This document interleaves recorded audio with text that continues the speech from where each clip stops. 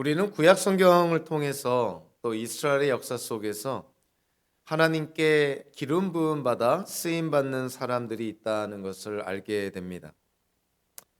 하나님께로부터 기름 부음 받아서 따로 거룩하게 구별되어서 하나님께 쓰임 받은 사람들은 예언자들과 제사장들과 그리고 왕들이었습니다. 심지어는 이방인이었지만 하나님의 뜻을 또 하나님의 약속을 성취하기 위해서 페르시아의 고레스 왕까지도 성경은 그가 하나님께 기름 부어 세운 목자다, 즉 하나님께 기름 부음 받은 자라고 그렇게 묘사를 합니다. 기름 부음 받은 자를 히브리어로 메시아라고 그러고요, 헬라어로는 그리스도라 그럽니다.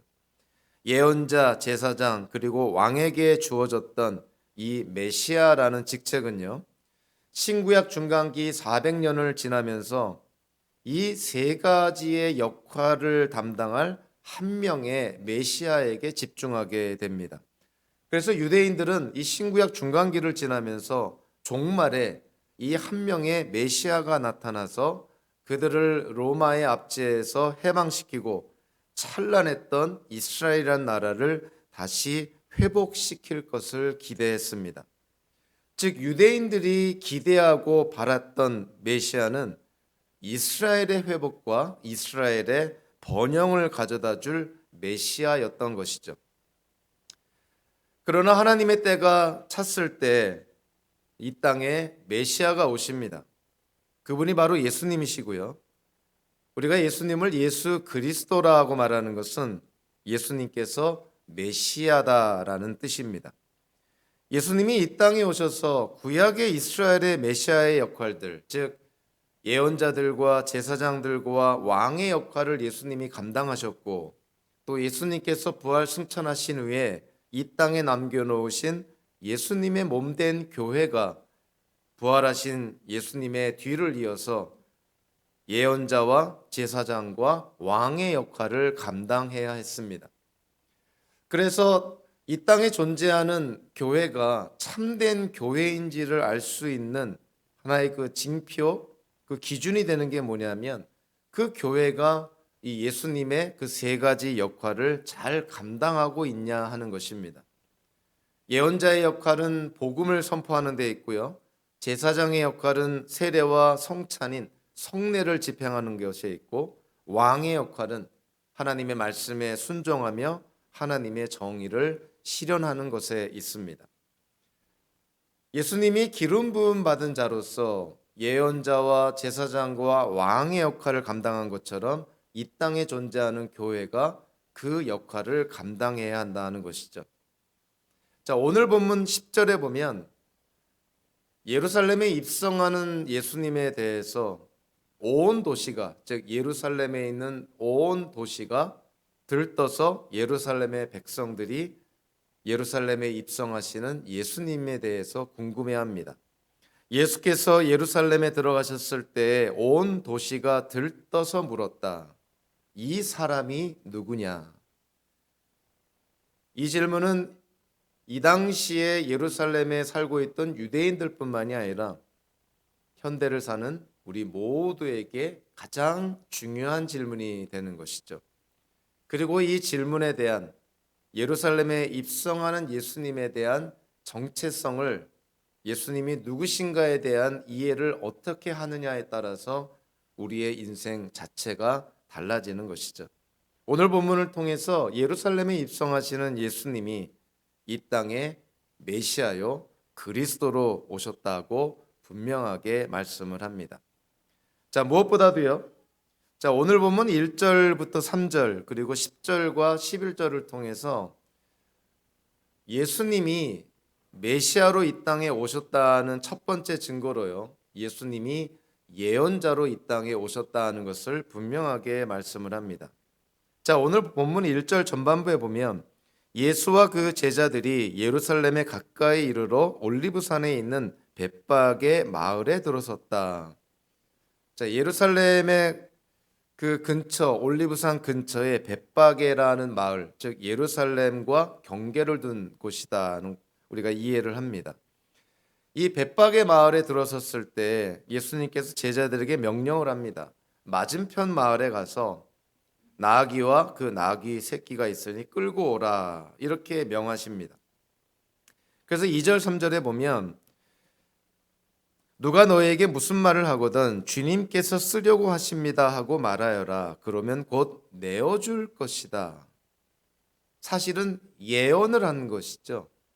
제자들 너희들이 가서 저 맞은편 마을에 가서 나귀와 또 나귀 새끼를 달라고 하면 사람들이 내어줄 것이라는 것이에요.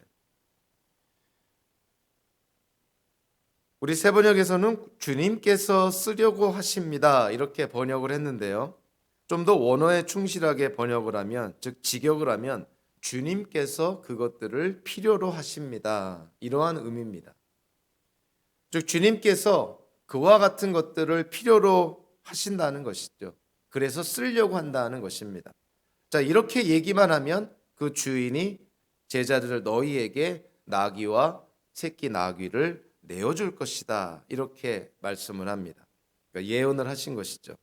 실제로 제자들이 예수님의 말씀에 순종해서 그 나귀 주인에게 나귀와 새끼 나귀를 달라고 했을 때 예수님의 말씀대로 예수님의 예언대로 그 주인이 제자들에게 새끼 나귀와 나귀를 줍니다. 그리고 오늘 보면 10절 11절에서 예수님께서 예루살렘에 입성했을 때 온 도시가 들떴다라는 표현을 씁니다. 이 들떴다라는 표현, 이 번역이 좀 다르기는 하지만 좀 다르게 번역을 했지만 마태복음서 27장 51절과 또 28장 4절에서 지진이 일어났을 때의 묘사와 또 28장에서는 무덤을 지키던 자들이 천사를 보고 두려워 떠는 장면을 묘사하는 그때 사용된 단어와 똑같은 단어인 것이죠. 그래서 마태복음 27장 51절에서는 그리고 땅이 흔들리고, 이 흔들리다라고 번역된 단어가 오늘 들떴다라는 단어와 같은 단어입니다.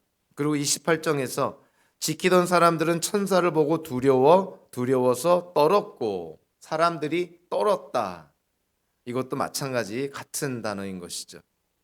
그러니까 예수님이 예루살렘에 입성을 할 때 정말 온 도시가, 도시 전체가 지진이 일어난 것처럼, 그리고 마치 천사를 보고 두려워 떠는 사람들처럼 온 도시가 소동을 벌이고 들떴고 두려워했다 이렇게 묘사를 하고 있는 것입니다.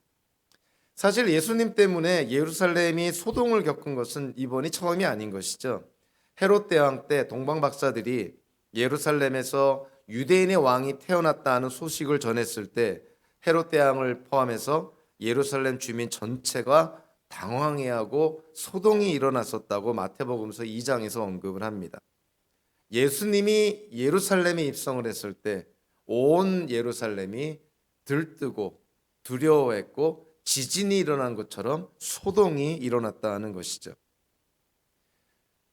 자, 그와 같은 장면을 보면서요, 예루살렘에 있는 유대인들이 묻습니다. 도대체 저 사람이 누구냐라고 묻는 것이죠. 이 사람이 누구냐? 저와 여러분들에게도 너무나 중요한 질문인 것이죠. 예수님이 누구신가? 라는 질문입니다. 자, 성경에서는요, 예수님이 예언자가 되심을 여러 군데에서 언급을 합니다. 일단 마태복음서라는 이 배경을 통해서 보면 마태복음서 16장에서요, 예수님께서 제자들에게 사람들이 나를 누구라고 하느냐라고 했을 때 제자들이 이렇게 대답을 합니다. 사람들이 예수님에 대해서 이렇게 말한다는 것이죠. 세례자 요한이라고 하는 사람들도 있고 엘리야라고 하는 사람들도 있고 예레미야나 예언자들 가운데 한 분이라고 하는 사람들도 있습니다. 자, 그 당시에 많은 사람들이 예수님을 예언자로 생각했다는 것이죠. 또 마태복음서 21장 46절에는 그를 잡으려고 하였으나 무리들이 무서워서 그렇게 하지 못하였다. 무리가 예수를 예언자로 여기고 있었기 때문이다. 사람들이나 또 예수를 잡으려고 했던 사람들까지도 예수님을 예언자로 여기고 있었다는 것이죠. 또 하나 우리가 복음서를 통해서 좀 눈여겨봐야 될 것은 예수님은 예수님 자신에 대해서 예언을 합니다. 몇 번에 걸쳐서, 즉 베드로가 예수님은 주님이시여 살아계신 하나님의 아들이시라는 이 놀라운 고백을 예수님이 듣고 나서부터 예수님은 예수님 자신에게 일어날 일들에 대해서 예언을 합니다. 한마디로 고난을 받으시고 십자가에서 죽임을 당하시고 사흘 만에 부활하실 것이라는 예수님 자신에 대해서 예언을 하죠. 우리는 예수님의 생애를 통해서 예수님이 예수님 자신에 대해서 예언하신 것들이 그대로 이루어지고 성취가 되었다는 것을 알 수 있습니다. 이거는 다른 측면으로 바라보면 예수님이 참된 예언자였었다는 것을 우리에게 분명하게 말해주는 증거라는 것이죠. 예수님 자신에게 앞으로 무슨 일이 일어날지를 정확하게 예언하셨고 그 예언하신 일 그대로 예수님에게 일어나는 것입니다. 마태복음서에서 사람들이 또 예수님께서 예수님 자신에게 언급하신 것뿐만이 아니라 성경을 통해서 보면요, 종말론적인 예언자, 즉 이 세상이 끝날 때 예언자가 이 땅에 나타나는데 그 예언자가 누구보다 크다고 얘기를 하고 있냐면 신명기 18장에 보면 모세보다 더 큰 예언자가 이 땅에 나타나실 거라고 예언을 합니다. 그러니까 성경에서 이미 세상 종말에 모세보다 더 큰 위대한 예언자가 이 땅에 나타날 거라는 것이죠. 사도행전 3장 22절 또 7장 37절에서 이렇게 묘사를 합니다. 모세는 말하기를 주 하나님께서 나를 세우신 것 같이 너희를 위하여 너희 동족 가운데 한 예언자를 세워주실 것이다. 그가 너희에게 하는 말은 무엇이든지 다 들어라. 하나님께서는 나를 세우신 것과 같이 너희를 위하여 너희의 동족 가운데서 한 예언자를 세워주실 것이다 하고 이스라엘 백성에게 말한 사람이 바로 이 모세입니다 라는 그러한 인용을 통해서 모세가 그 당시에 출애굽한 이스라엘 백성들에게 세상 종말에 나보다 더 위대한 예언자가 이 너희 동족 가운데, 즉 이스라엘 가운데 나올 것이라고 예언했던 것이죠. 종말론적인 예언자가 이 땅에 임한다는 것을 성경은 이미 예언을 했고 그분이 바로 예수 그리스도라는 것을 사도행전에서 증거하고 있습니다.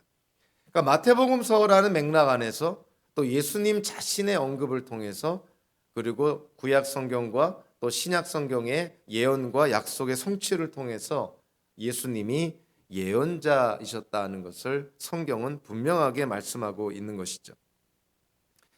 예수님은 예언자이실 뿐만이 아니라 또 이 땅에 진정한 왕으로 오셨음을 강조를 합니다.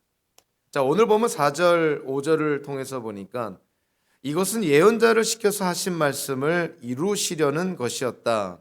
예수님께서 어린 나귀를 타고 예루살렘에 입성하시는 사건이 그냥 그때의 상황에 즉흥적으로 일어난 일이 아니라 예언자들의 말씀을 이루고 성취한 사건이라는 것이에요. 예수님께서 어린 나귀 새끼를 타고 예루살렘에 입성하시는 것은 하나님의 말씀을 이루고 성취하기 위함이었다는 것입니다. 그러니까 예수님께서 제자들에게 맞은편 마을에 가서 나귀와 새끼 나귀를 끌고 오라 명하시고 그 새끼 나귀 위에 예수님께서 올라타셔서 예루살렘에 입성하신 것은 예수님께서 그냥 그와 같은 것을 좋아하셨다는 것이 아니라 구약에서 예언자들이 말씀하신 것들을 예수님께서 이루고 성취하기 위한 사건이었다는 것이죠. 그래서 산상수훈에 마태복음서 5장 17절 18절에 보면 예수님께서 이렇게 분명하게 말씀을 합니다. 내가 율법이나 예언자들의 말을 폐하러 온 줄로 생각하지 말아라. 폐하러 온 것이 아니라 완성하러 왔다. 내가 진정으로 너희에게 말한다. 천지가 없어지기 전에는 율법은 1.1획도 없어지지 않고 다 이루어질 것이다. 예수님께서 새끼 나귀를 타고 예루살렘에 입성하는 것이 하나님의 그 예언의 말씀, 약속의 말씀을 이루고 성취한 사건이라는 것이죠. 자, 도대체 어떤 구약의 말씀, 예언자의 말씀을 이루고 성취한 것일까요? 구약 성경 가운데 스가랴서 9장 9절과 이사야서 62장 11절의 말씀을 사실은 예수님의 이 한 행위를 통해서 이루어지고 성취가 되었다는 것을 우리는 깨닫게 됩니다. 스가랴서 9장 9절에서 이렇게 스가랴 예언자가 예언을 합니다. 도성 시온아 크게 기뻐하여라. 도성 예루살렘아 환성을 올려라. 내 왕이 내게로 오신다.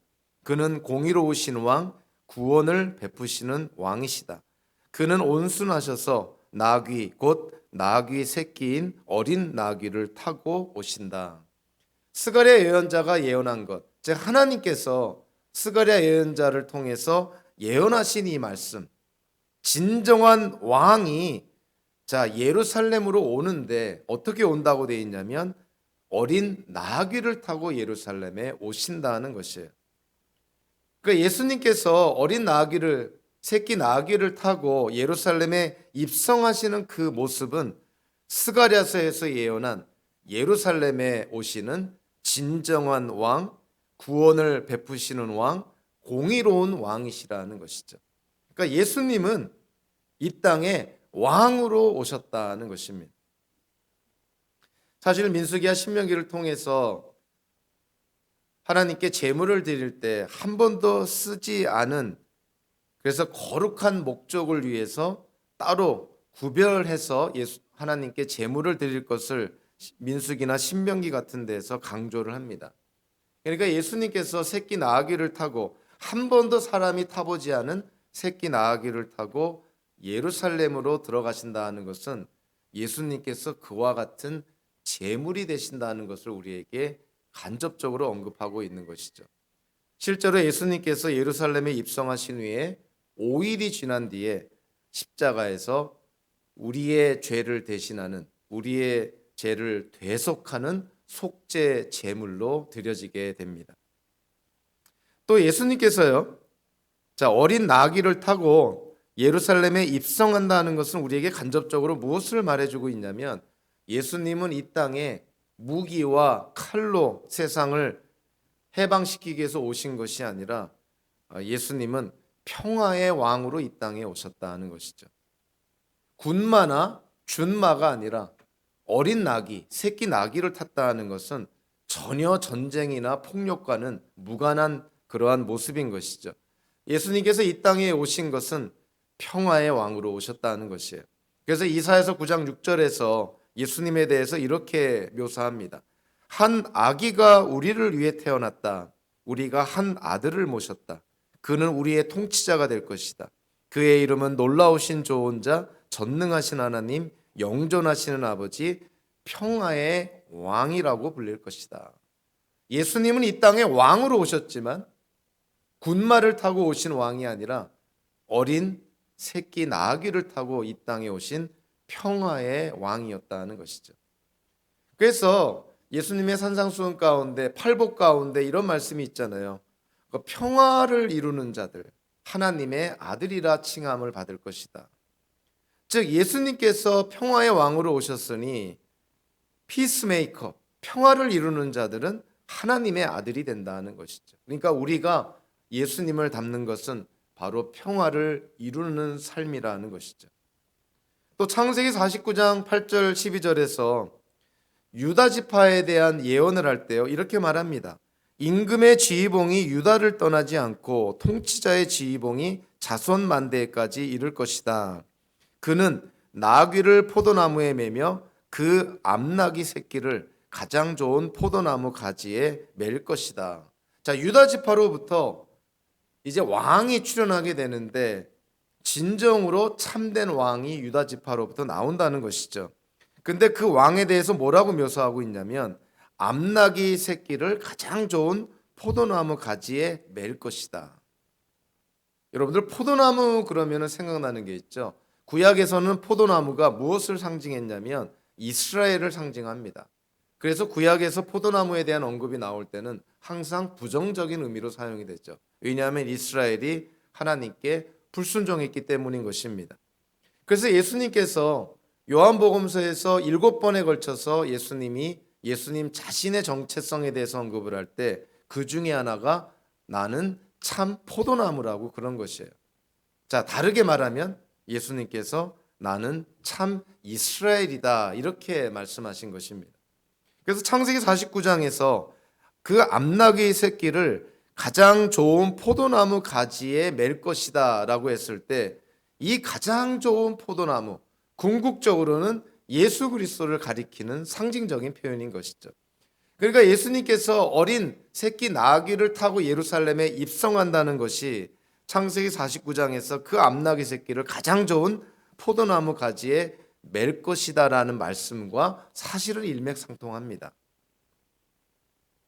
스가랴서와 이사야서의 말씀을 예수님께서 이루시고 성취하셨는데요. 자, 예루살렘에 입성하시는 진정한 왕이신 예수님은 과연 어떠한 성격을 가진 왕이셨을까? 자, 오늘 본문 5절을 보면 시온의 딸에게 말하여라 보아라 내 임금이 내게로 오신다 그는 온유하시여. 자, 온유하시다라는 표현을 씁니다. 이 표현은 마태복음서 5장 5절과 11장 29절에도 나오는데요. 온유한 사람은 복이 있다. 또 나는 마음이 온유하고 겸손하니 내 멍에를 메고 나한테 배워라. 베드로전서에서도 썩지 않은 온유하고 정숙한 마음으로 속사람을 단정하도록 하십시오. 자, 이 온유하다는 묘사를 씁니다.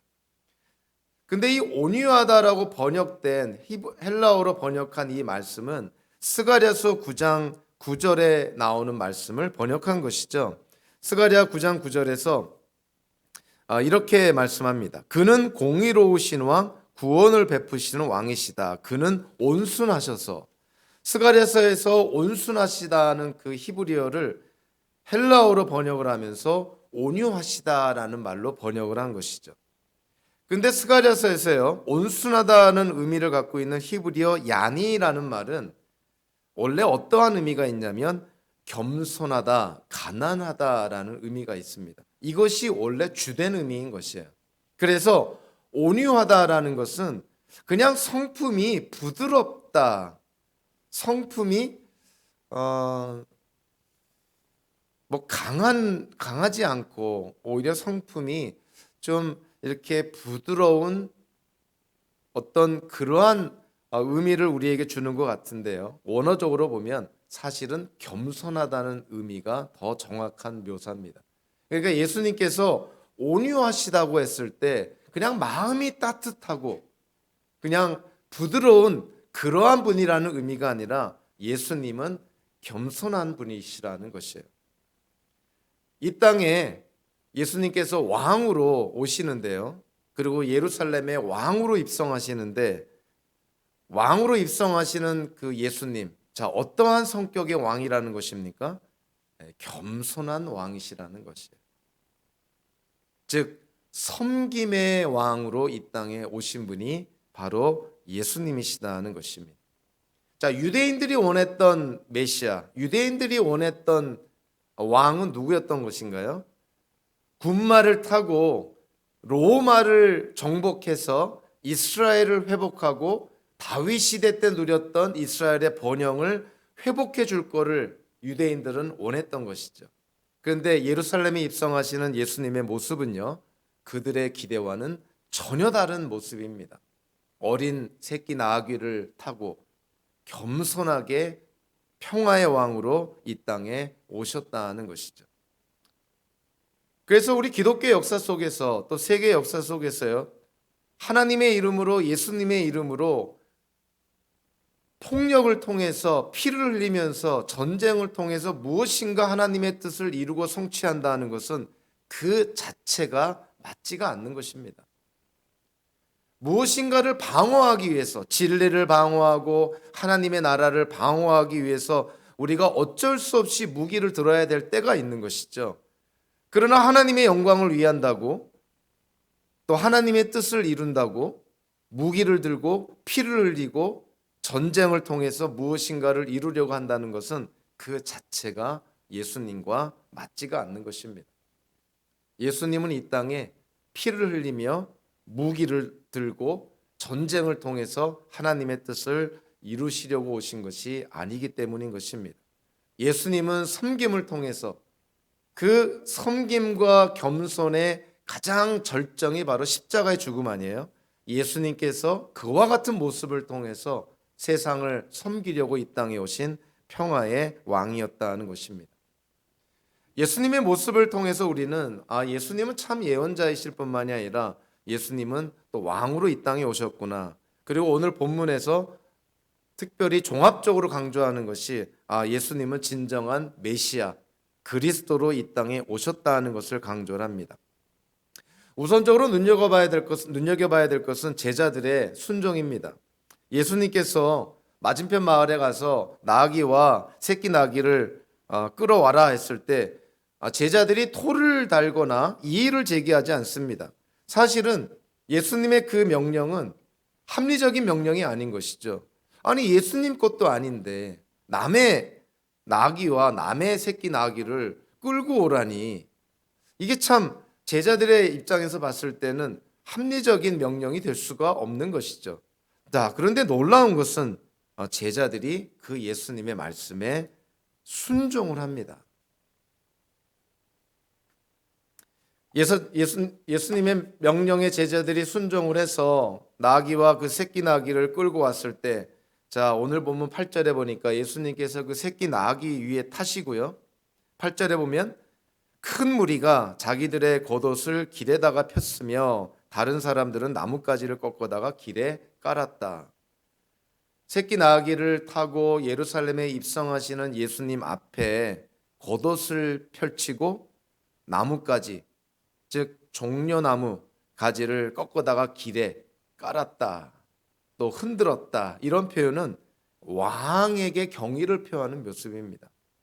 그래서 구약에서도요, 그 이스라엘의 왕들에 대해서 경의를 표할 때 옷을 벗어서 그 왕 발 아래 깔고 그가 임금이라고 외칩니다. 그러니까 오늘의 이 예루살렘에서 유대인들의 모습은 어린 새끼 나귀를 타고 입성하시는 예수님을 지금 왕으로 존중하는 그러한 행동인 것이죠. 예수님에 대한 요구의 제자들의 순종은 우리가 이 복음서를 통해서 보면 이 제자들에 대한 좀 부정적인 그런 기록들을 많이 대하게 되는데요. 그럼에도 불구하고 제자들의 순종도 우리가 눈여겨봐야 됩니다. 예수님의 비합리적인 비이성적인 그 명령에 제자들은 그냥 즉각적으로 순종을 합니다. 계산하지 않고요, 핑계하지 않고 토를 달지 않습니다. 예수님의 명령에 순종하는 것이죠. 우리의 모습이 되어야 되겠죠. 성경에서 말씀하는 예수님의 명령, 성경에서 우리에게 가르쳐주는 그런 진리의 말씀에 우리의 이성과 경험과 논리를 들이대면서 거기에 대해서 이런저런 모양으로 핑계하고 외면하고 불순종하는 것이 아니라, 비록 우리의 이성과 논리를 초월하는 하나님의 말씀이라 하더라도 그 말씀이 진정 하나님의 말씀이라면, 우리에게 주신 진리의 말씀이라면 우리는 일단 순종하고 볼 일입니다. 깨닫는 것은 얼마든지 나중에 깨달을 수 있는 것이죠. 사실 우리가 순종하고 나서 깨닫는 진리가 더 많습니다. 우리가 분명히 이해하고 깨달은 다음에 순종하는 것보다 하나님의 말씀이기 때문에 순종했는데 나중에 그것이 진리임을 깨닫는 경우가 훨씬 많습니다.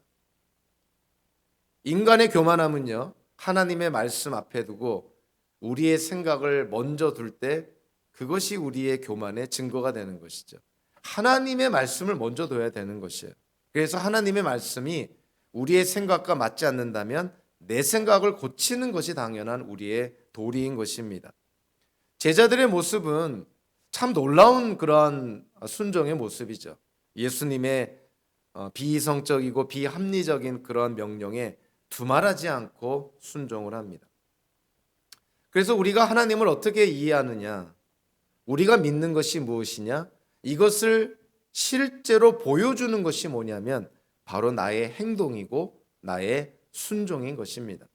내가 아무리 하나님에 대해서 정말 화려한 신앙 고백을 한다 하더라도, 내 믿음에 대해서 내가 아무리 확신 있게 사람들한테 고백한다 하더라도 나의 행동이, 내 삶이 그것을 뒷받침하지 않는다면 하나님께 대한 나의 고백과 내 믿음에 대한 나의 확신도 그냥 다 쓸모가 없는 것이죠. 다 가베지와 같습니다.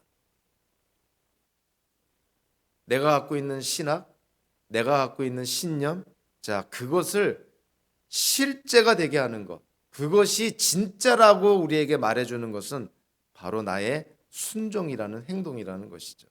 우리가 예수님을 얼마나 믿고 예수님을 얼마나 이해하고 있고 정말 예수님께 대해 우리는 얼마나 확신하고 있느냐, 그것을 보여주는 것이 결국은 우리의 행동이라는 것입니다.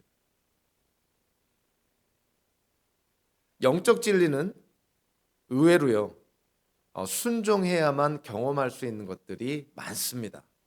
성경에서 말하는 수많은 그런 진리의 말씀들, 순종하지 않고는 깨달을 수 없는 말씀들이 굉장히 많은 것이죠. 그래서 저도 그렇고 여러분들도 그렇고 우리가 노력해야 될 것이, 정말 이것이 하나님의 뜻이고 정말 이것이 진리의 말씀이고 정말 이것이 그때 그 상황에서 하나님이 우리에게 주신 명령이라는 확신이 든다면 그 내용에 관계없이 우리는 일단은 순종해야 되는 것이죠. 순종하면 깨닫게 됩니다. 순종하면 하나님께서 왜 이런 명령을 하셨는지를 알게 되는 것이죠. 예수님을 향한 무리들의 고백, 눈여겨봐야 될 것이 뭐냐면 호산나라는 고백입니다.